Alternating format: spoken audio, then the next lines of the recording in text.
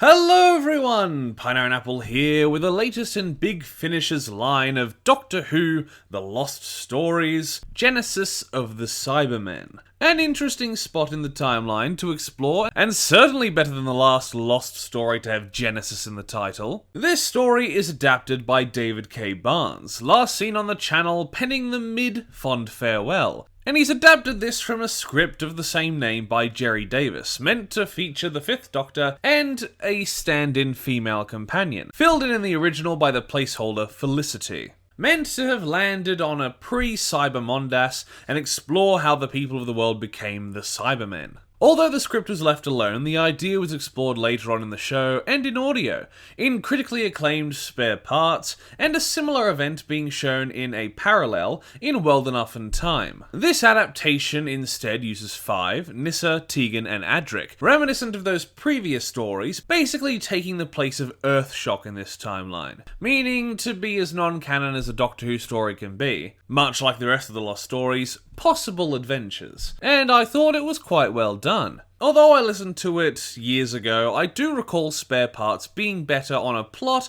and emotional level, being helped by not having to juggle 3 companions. But this story carries itself quite well, often giving all the characters something to do either physically or emotionally, making you invested in the Mondasians, and seeing how, if not for a lack of interest and budget, this could have been a good story. Although unlike Earthshock, this story doesn't kill Adric, which I did spend the whole of the story waiting to see how they did it differently. But enough of the background, let's talk about how the story actually goes. Part 1 is all about setting up how the Mondasians were pre-en masse cybernetics, and getting us invested in our sidecast. Mondas, unlike Spare Parts, displaying itself as a blend of medieval and technological, meshing pretty well, as the TARDIS team think they're on Earth thanks to Adric's shoddy piloting. And the next 3 parts are after a TARDIS jaunt, dealing with the titular Genesis. Specifically, the genesis of the Cybermen. And escaping, setting up how the 10th planet will occur in the future. Even referencing one of the Cybermen from that episode, which I'm not sure, but I think Spare Parts or at least another Cybermen audio does that as well. In the sidecast, we've got a dying king, not really a character, but really important are his 2 sons, Sylvan and Dega. While Sylvan is the first in line, played by Noazet Diaz-Cano, spends his time with Meta,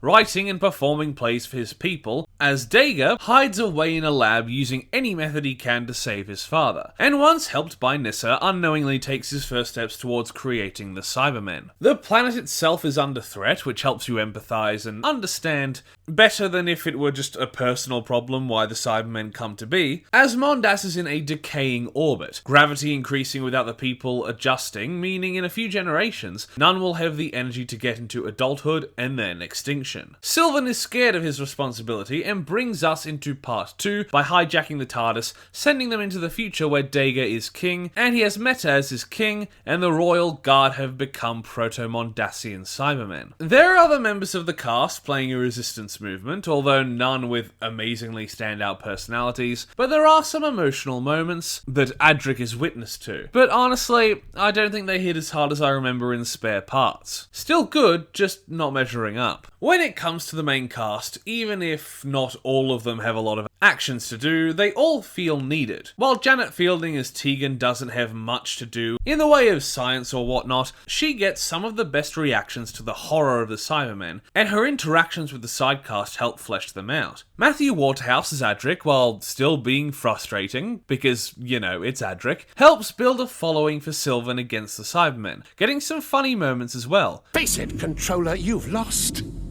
The principles alone would take you a century to calculate. Only a mathematical genius could solve the energy equations. Doctor! Not now, Adric. I've done it! I've solved the equations! Oh, for goodness sake, Adric! Sarah Sutton's Nyssa has to come to terms that in her helping and inspiring Dega's science, inadvertently had a hand in creating the Cybermen. Peter Davison as the 5th Doctor is rather good as well, doctoring around like usual, leaning funnily into the magic Sylvan thinks the TARDIS runs on for dramatic effect, and his desperation to leave, realising where they are, and his anger at Sylvan's stupidity are played excellently. So after part 2, they make it to the planet's future, ruled by a mentally broken Dega and a subservient Meta. waiting for the king to leave the room before begging Sylvan to stage an uprising. And after a lot of running around, the TARDIS team set the populace who have escaped Dager and his call for conversion on ships, ready to escape the planet. But needing time before takeoff, Meta takes one for the team, taking a faulty piece of equipment that will become the Cybermen's lantern weapons, and fighting off as many Cybermen as she can, giving the ships time to lift off heading for Earth. The ship's engines that created the decaying orbit in the first place, giving the TARDIS enough feedback to help them escape, as the TARDIS had lost power landing on the planet, and everyone leaving gives the planet more time, allowing the Cybermen to evolve and attack Earth in the 10th planet. The original decaying orbit having been caused by experimenting with Mondasian space travel. I love the ships, at least the one on the cover looking like the colony ship. It's a nice touch, meaning it's possible one of the ships goes off course and gets trapped by a black hole, starting World Enough in Time. Not a perfect theory considering Mr. Blue is there, but a fun possibility. So that was the latest in the Lost Stories range, Genesis of the Cybermen.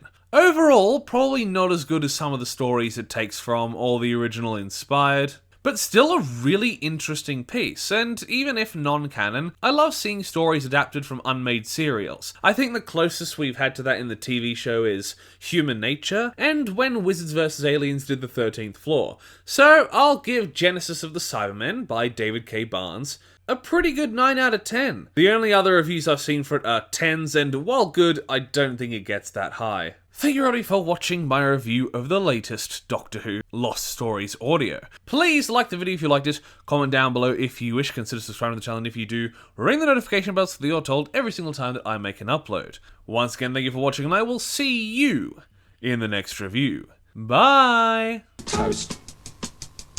A little piece of toast. Because there's so much to choose from. There's brown bread, white bread, all sorts of wholemeal bread. It comes in funny packages with writing on the side.